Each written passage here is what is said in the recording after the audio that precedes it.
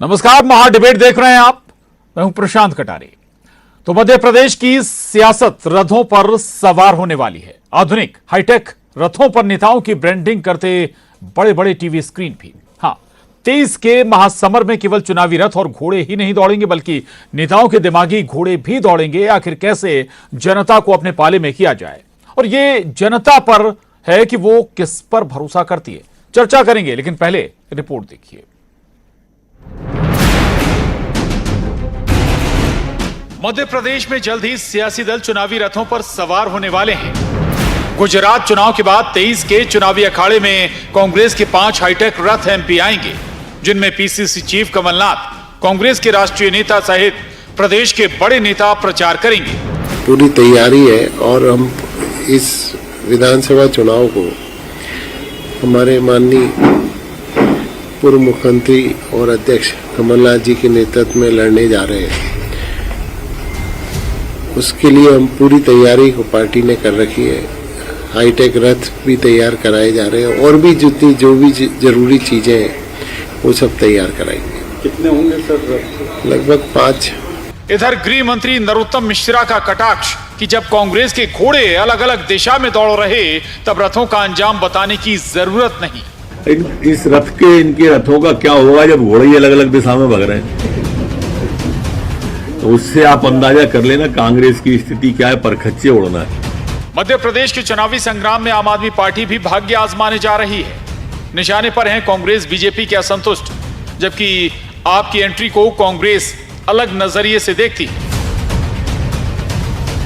आज आपने देखा होगा जैसे ओबीसी महासभा, जैस है और क्षेत्रीय जो दल हैं, कम से कम 8-10 क्षेत्रीय दल हैं। गुलजार सिंह मरकाम जी हैं जो आदिवासी नेता हैं। हम सब लोगों ने बैठकर, वो भी है बिल्कुल हमारे साथ में, हम सब लोग मिलकर इस मध्य प्रदेश में तीसरा मोर्चा बनाने का जो हमारा प्लान है, हम उस पर काम कर रहे हैं। ये बाइपोलर चुनाव ही रहेगा। इसमें जो है मोर्चा कई बार बने हैं, कई बार बिगड़े हैं, और अंततः जो है मोर्चे केवल वोट काटने के काम कर पाए हैं। जाहिर है जब चुनावी साल है तो चुनावी रथ घोड़े भी दौड़ेंगे।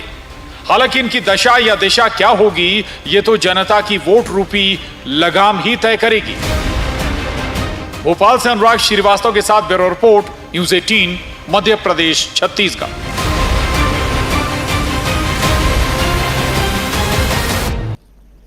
तो चुनावी रथों की तैयारी है। 2023 में कांग्रेस बीजेपी दोनों बड़े सियासी दल तैयारी कर चुके हैं। बीजेपी पहले भी रथों का इस्तेमाल करती रही, और इस बार कांग्रेस के लिए भी 5 बड़े महत्वपूर्ण रथ आने वाले हैं। हाईटेक ये रथ होंगे। कर्नाटक चुनाव जैसे ही पूरा होगा तो कुछ रथ कहा जा रहा है कि वहां से भी यहां आएंगे। खैर, इसके हम तमाम पहलुओं पर चर्चा करेंगे। 3 खास मेहमान हमारे साथ जुड़ रहे हैं। रजनीश अग्रवाल जी, प्रदेश मंत्री बीजेपी, बहुत स्वागत है रजनीश जी आपका चर्चा में। भूपेंद्र गुप्ता जी, उपाध्यक्ष कांग्रेस मीडिया विभाग, आपका भी बहुत स्वागत है। और वरिष्ठ पत्रकार सतीश एलिया जी हमारे साथ हैं इस चर्चा में, आपका भी बहुत स्वागत है। और भूपेंद्र जी, चर्चा की शुरुआत आपसे करूंगा। ठीक है, चुनावी रथ तैयार हो गए हैं, जल्दी आ भी जाएंगे। नरोत्तम जी कह रहे हैं कि भाई घोड़े लेकिन अलग अलग दिशा में दौड़ रहे हैं। नरोत्तम जी को रथों के बारे में ज़्यादा ज्ञान नहीं है, और चूंकि उनकी मजबूरी है कि सुबह के 4 प्रोफेसरों ने लिख के दे दी होगी तो उन्हें वो बाइट देनी जरूरी हो जाती है। तो ये कोई अर्थ नहीं है। हमेशा जो है रथों के घोड़े, अगर उन्हें ध्यान हो तो ये अलग अलग दिशा में ही दौड़ते हैं। और हमारे 5 रथ आ रहे हैं। 5 दिशाएं हैं मध्य प्रदेश में जो है भारतीय जनता पार्टी को जो है धूल चटाने के लिए। महाकौशल है जी, बिंद है, चंबल है, मालवा है, बुंदेलखंड है। 5 रथ हमारे 5 दिशाओं में दौड़ेंगे, बिल्कुल दौड़ेंगे। लेकिन वो दौड़ेंगे इसलिए कि जो है इनकी दुकान बंद करनी है जी। और जो है जब जो है जनता रूपी कृष्ण जिन रथों का सारथी हो, वहाँ पर भारतीय जनता पार्टी का हाल क्या होना है ये खुद जानते हैं। वो जो कह रहे हैं पर खच्चे उड़ जाएंगे, पर बचे नहीं है उनके, खच्चे लिए घूम रहे हैं। तो ये जो स्थिति आने वाली है, ये उन्हें स्वयं के बारे में सोचना चाहिए, अपनी पार्टी के बारे में सोचना चाहिए, जिसकी रोज रिपोर्टें प्रचारित हो रही हैं कि संघ ने ये कहा और दंग ने ये कहा और इस तरह से इतनी सीटें हार रहे, इतनी जीत रहे। तो अपनी संभालें दुकान, दूसरे की दुकान में ताक झाँक क्यों करते हैं? जी, नहीं इशारा नहीं समझ रहे क्या आप उनका? नहीं, उनका इशारा मैंने कर दिया कि बिल्कुल 5 दिशा में दौड़ेंगे, और घोड़े हमेशा अलग अलग दिशा में ही दौड़ते हैं। इसको जो है दिग्विजयी घोड़ों के बारे में उनकी जानकारी कम है। जी, ठीक है, मैं आऊंगा आपके पास दोबारा। रजनी जी, भाई चुनावी साल है और चुनावी साल में हम कहें कि जब टिकट बंटते हैं तो बड़े बड़े दलों के घोड़े बहक जाते हैं, बीजेपी को चिंता नहीं है क्या? भारतीय जनता पार्टी को अपने संगठन तंत्र की शक्ति पर पूरा भरोसा है और अलग से कहने की आवश्यकता नहीं है। और अगर आपको संदेह है तो मुझे लगता है कि संगठन भाजपा के बारे में आप और अध्ययन कीजिए, क्योंकि भारतीय जनता पार्टी आज से नहीं, जनसंघ के जमाने से लोग भाजपा के संगठन के बारे में लिए गए निर्णय, अनुशासन के बारे में भली भांति जानते हैं, पहचानते हैं, समझते हैं। अलग अलग चुनाव में भी लोगों ने देखा है। दूसरी बात यह है कि कांग्रेस के जो रथों का मामला है, कांग्रेस के दिग्विजयी रथ की अभी बात कर रहे तो श्रीमान दिग्विजय सिंह जी कौन से रथ पर होंगे या नहीं होंगे? सबसे बड़ा सवाल तो यही है। वो भी 10 साल मुख्यमंत्री रहे यहाँ के श्रीमान दिग्विजय सिंह जी। तो भाजपा चाहती है कि वो भी एक रथ पर रहे। मैं तो एक कह रहा हूं कि हम चाहते हैं कि वो भी एक रथ पर रहें, ताकि जनता को एक रथ के माध्यम से कमलनाथ जी जो चलेंगे तो उनके बारे में 15 महीने का शासनकाल और उनके केंद्रीय मंत्री के दौरान जिस प्रकार का शासन उन्होंने दिया है, जिस प्रकार से बेरोजगार यहाँ के लोगों को किया है, स्किल्ड लोगों को, मैन पावर जो था भारत का, उसको बेरोजगार बनाने का जो काम किया है, बतौर नीति सिस्टमेटिक सिस्टम को जिस प्रकार से इस्तेमाल किया है, उन सब बातों पर हम बात करेंगे। तो ये दोनों कुशासन मट्टाधार के प्रतीक श्रीमान दिग्विजय सिंह जी और श्रीमान कमलनाथ जी रहेंगे रथों पर क्या? और रथों पर रहेंगे तो निश्चित तौर पर हमारा काम आसान होगा, भाजपा का काम आसान होगा। ठीक है सतीश जी, नेताओं के रथ दौड़े बहुत अच्छी बात है, लेकिन रथों से दौड़ने से ज्यादा जरूरी है कि भाई जनता के मुद्दे भी नेताओं की जुबान पर दौड़े। देखिए, निश्चित ही है कि जब कांग्रेस तैयारी कर रही है और जैसा कि कह रहे हैं कि 5 रथ होंगे और अलग अलग अंचलों में वो जाएंगे, तो जाहिर है वो जो सरकार का जो कामकाज है वो सरकार पर आरोप लगाएंगे और जनता की बातें भी उसमें रहेंगी, मुझे लगता है। और जैसा कि रजनी जी कह रहे हैं कि हम उनको जवाब देंगे, तो मुझे लगता है कि जनता के सामने बहुत चित्र स्पष्ट होगा कि ये जो विपक्ष जो आरोप लगा रहा है वो कितने सही हैं, कितने गलत हैं और सरकार उस पर क्या जवाब दे रही है। तो निश्चित रूप से एक अच्छी बात है, लोकतंत्र में चुनाव सामने है तो निश्चित रूप से विपक्षी दल भी और सत्ताधारी दल दोनों अपने अपने तरीके से जनता के पास जाते हैं और लोकतंत्र में यही एक रास्ता होता है। और जहाँ तक रथ की बात है, भूपेंद्र जी ने बहुत सही कहा था कि असली निर्णायक जो है, जिन्होंने कहा कि जनता कृष्ण है। निश्चित ही लोकतंत्र में जनता ही कृष्ण है और जनता ही सब कुछ तय करती है जी। तो देखना ये होगा कि ये रथ किस किस दिशा में जाते हैं और क्या 2018 की तरह कांग्रेस उसी तरह एकजुट हो पाएगी जैसी कि भारतीय जनता पार्टी को पछाड़ भी दिया था उन्होंने। तो क्या इस बार भी उतनी तैयारी है उनकी? और भारतीय जनता पार्टी की जो कमजोरियां थी जिसकी वजह से उनको सत्ता गंवानी पड़ी थी, क्या वो कमजोरियां इस बार टिकट वितरण में जो गलतियां की थी या और तरह की जो पार्टी के अंदर उनकी दिक्कतें थी जिसकी वजह से वो उनको हार का सामना करना पड़ा था, क्या उनको दूर कर पाएंगे या वो नए तरह से नए अवतार में वो सामने तो नहीं आ जाएंगी? जी ठीक बात है। भूपेंद्र जी, घोड़ों का अलग अलग दिशा में दौड़ना, एक लिहाज से हम कहें कि भाई वो आपके अलग अलग नेताओं की ओर भी इशारा कर रहे हैं। भाई जीतू पटवारी किस दिशा में जा रहे हैं या फिर अजय सिंह, अरुण यादव का भी जिक्र उठा लें। अलग लाइन नजर आती है जब कोई बयान आता है, बाइट आती है नेतृत्व से हटकर। ये इसके लिए आप तो बुंदेलखंडी आदमी हैं।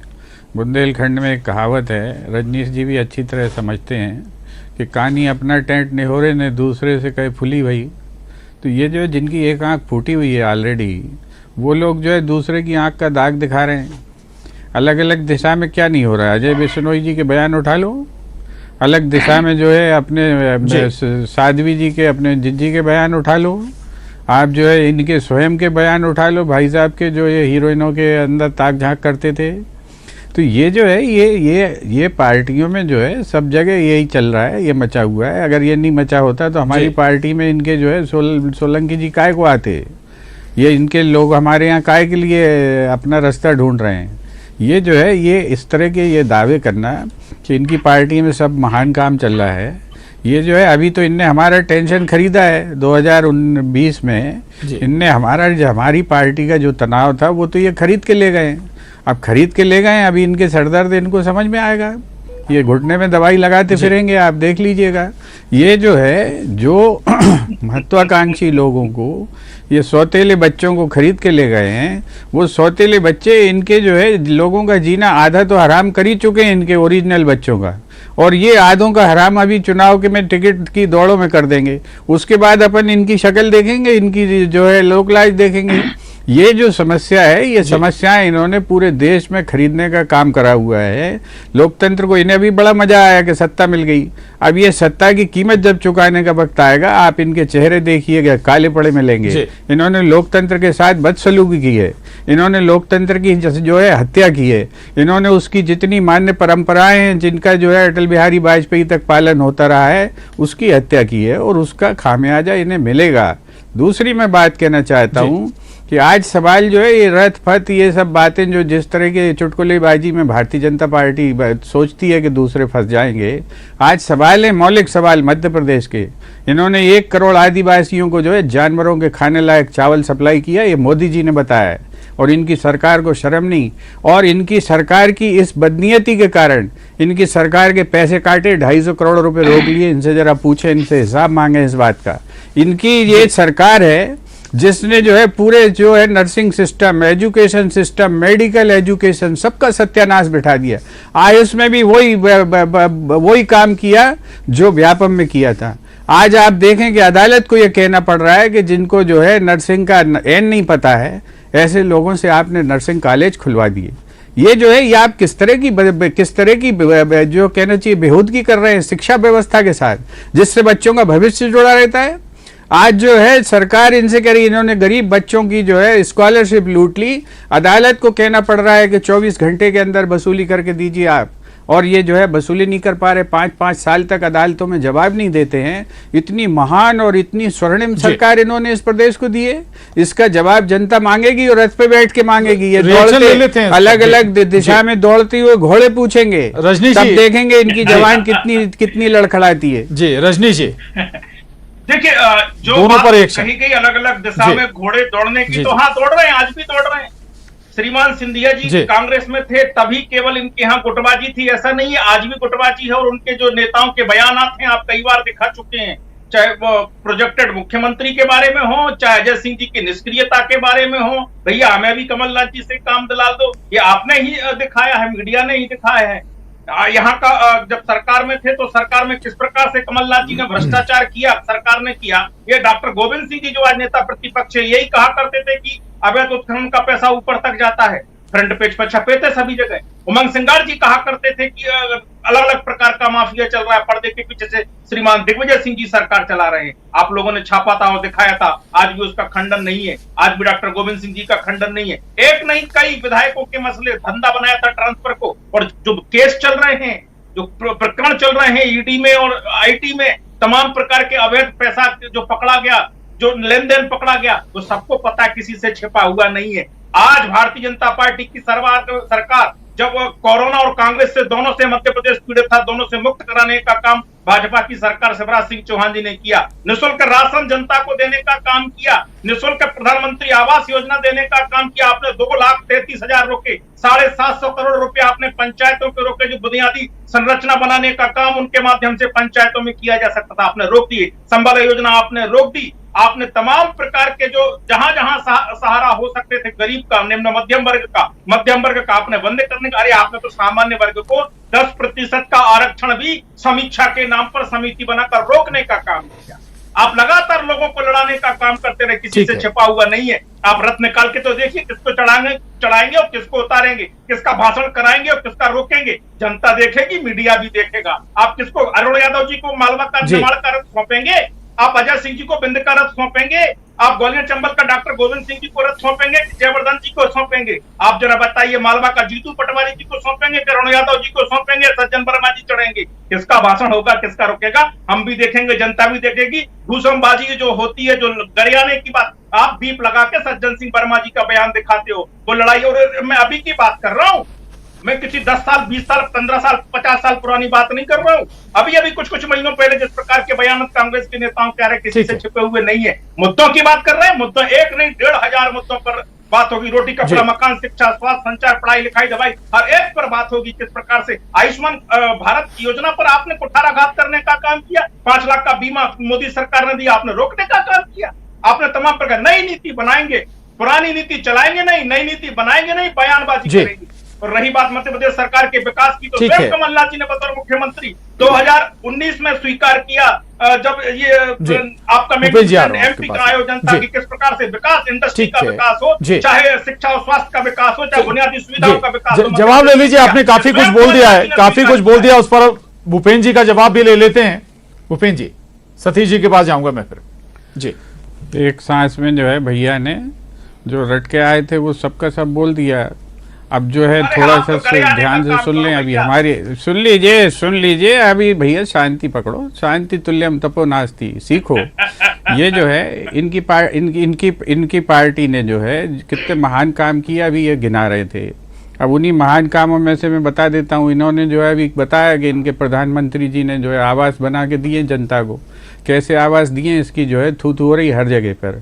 और मैं आपसे बता दूं कि इनकी सरकार ने खुद स्वीकार किया, सीएजी ने बताया कि 12,000 करोड़ रुपया इनकी सरकार दबाए बैठी है, उसका ब्याज वसूल रही है सरकार इनसे, केंद्र सरकार। ये खर्च नहीं कर पाया आवास का। ये भ्रष्टाचारी लोग जो है इनकी जो एफिशिएंसी है, 92,000 करोड़ रुपया ये बजट में जो इन्होंने घोषित किया था वो अनयूटिलाइज्ड है। 36.5% बजट, ये कुछ भी नहीं है। ये आपकी सरकार का फार्मूला है। अभी ये पढ़े लिखों का काम है, ये रट के आने वालों का नहीं है, ये रट के आने वालों का नहीं है। ये झूठ विश्वविद्यालय के 22 चांसलर को बता रहा हूँ मैं। अब बात सुन लीजिए पहले, हमने आपको टोका नहीं है।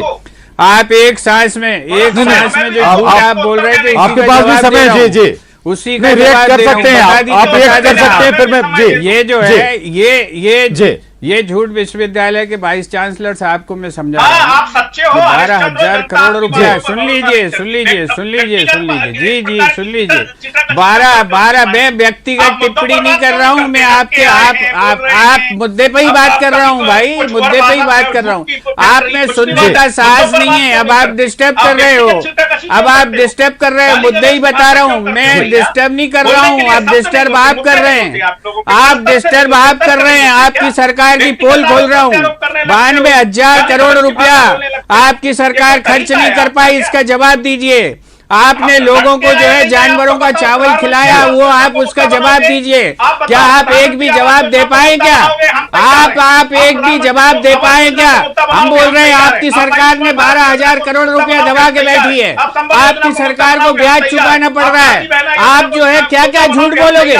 यहाँ पर बैठकर झूठ बोलते हो, आप समझते हो जनता देख नहीं रही है? जनता की आंखों के सामने हो रही है आपकी लूट, अपनी बात रखिए, आंखों के सामने आप लूट कर रहे हैं, जनता की आंखों के सामने आप भ्रष्टाचार कर रहे हैं। आपको जनता देख रही है, आप जो है आपने हिम्मत नहीं सच सुनने की, हिम्मत नहीं है सच सुनने की, आप में सच सुनने की, चलो मैं सतीश जी के पास जाऊंगा। आप में सच सुनने की हिम्मत नहीं है, आप में सच सुनने की हिम्मत नहीं है। आप नहीं है, आप जो है झूठ, चलिए ठीक है, आप 10 झूठ रट कर आए हो, 11वें में ढेर हो गए हो। सतीश जी, आप 10 झूठ रट के आए, 11वें में ढेर हो गए आप। आपको कुछ भी नहीं मालूम है। भूपेंद्र जी शांत हो जाए, सतीश जी के पास जाऊंगा। सतीश जी थोड़ा सा आप लोग ट्रैक बदलते हैं भाई। आज कुछ सियासी दल, कोई और कुछ छोटे क्षेत्रीय सियासी दल भी अब इकट्ठे हो रहे हैं, तीसरा मोर्चा बनाने की तैयारी कर रहे हैं। कहां इंपैक्ट डालेंगे? दूसरा, कुछ और ऐसे दल हैं जो हर सीट पर चुनाव लड़ने की तैयारी कर रहे हैं, उस लिहाज से भी थोड़ा बताइएगा। देखिए, बहुत साफ है कि मध्य प्रदेश की जो राजनीति है, मतलब मध्य प्रदेश बना है तब से अब तक मुख्यतः 2 ध्रुवीय राजनीति रही है। बिल्कुल, एक कांग्रेस, फिर जनसंघ था, बाद में जो भारतीय जनता पार्टी बन गया। लेकिन मध्य प्रदेश में तीसरे मोर्चे की गुंजाइश हमेशा से रहती है। अगर छोटे जो दलों का हम पिछले सारे चुनावों में यदि हम देखेंगे तो उनका मत प्रतिशत कहीं ना कहीं 16, 17, 18 या 20-22% तक जब सबका पहुंचता है। एक वक्त में बहुजन समाज पार्टी अकेली का 10 से 11% होता था। समाजवादी पार्टी का भी एक समय में 1.5 से 2% रहा है। सीपीआई, सीपीएम का भी रहा है। लेकिन ये जो तीसरा मोर्चा जिसको हम कहते हैं, या तीसरे जो दल हैं, बीजेपी और कांग्रेस के अलावा जो दल हैं, उनमें एकजुटता उस तरह से नहीं हो पाती है।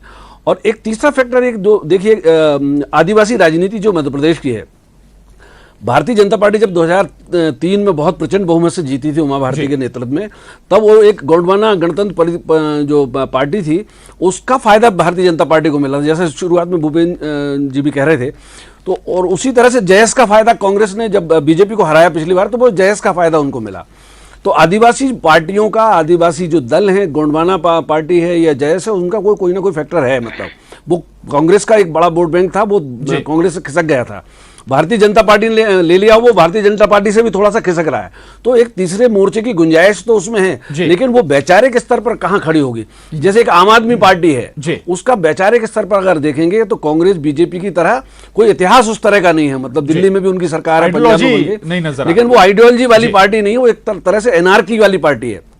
तो शहरी क्षेत्र में तो वो चल जाता है, लेकिन वो मध्य प्रदेश में चल पाएगा ये अभी कहना बहुत मुश्किल है। ठीक है, ठीक। छोटा छोटा रिएक्शन जल्दी रजनी जी, क्या इंपैक्ट नजर आता है अगर ये नए सियासी दल आते हैं, समीकरण बिगाड़ेंगे? नहीं, सबका स्वागत है। तो लोकतंत्र में सबको हक है चुनाव लड़ने का, पूरी ताकत से चुनाव लड़े, लेकिन वो अपनी पार्टी के प्रति ईमानदार रहें, सेठ कमलनाथ जी की थैली के प्रभाव में ना रहें। और उधार के जनाधार से कांग्रेस ने जयस का जिस प्रकार से हस्र किया, तो जयस को भी चुनौती है, चैलेंज है, किस प्रकार से जनजाति समुदाय को बरगलाने का काम करते हैं, भ्रमित करते हैं और कांग्रेस की गोदी में बैठ जाते हैं। पहले सामाजिक संगठन कहते हैं और फिर उन्हीं की गोदी में बैठ जाते हैं। तो उधार के जनाधार से उन्होंने अपने प्रत्याशी जीत लिए कांग्रेस ने। तो ये जो थर्ड पार्टी के नाम पर अलग अलग पार्टी हैं, ये पता है कि ये सेठ कमलनाथ जी की थैली के प्रभाव में नहीं आएंगे और पूरी ईमानदारी से चुनाव लड़ेंगे। हक है उनका भी, लड़े चुनाव। ठीक है जी, ठीक ठीक। भूपेन्द्र जी बहुत कम शब्दों में रिएक्शन। बहुत बढ़िया है, पार्टियां सब सामने आए और इसका कोई जो है, ये हमेशा से पार्टियां लड़ती रही हैं। ये जो है 7-8% के अंदर सारी पार्टियां सिमट जाती हैं। जहां तक जो है हमारी पार्टी की गोद में बैठने का सवाल हमारे भाई साहब ने उठाया है, तो यहाँ तो एक पूरा का पूरा सांस्कृतिक संगठन बीजेपी की गोद में बैठ जाता है और उनसे जो है पीछे से माल लेके काम करने लगता है। तो ये उसका जवाब ढूंढें और उस पर हल करें। और जहाँ तक जो है आदिवासी वोट का सवाल है, मैंने आपसे कहा कि आदिवासियों को जानवरों के खाने लायक भोजन करवाने वाले लोग आदिवासियों के वोट के हकदार नहीं। माफी चाहूंगा, वक्त इजाजत नहीं देता है, लेकिन राह किसी की भी आसान नहीं होने जा रही है 2023 में। माफी चाहूंगा, चर्चा को यहीं थामेंगे। रजनी जी, भूपेन्द्र जी, सतीश जी, बहुत धन्यवाद। डिबेट में इतना ही।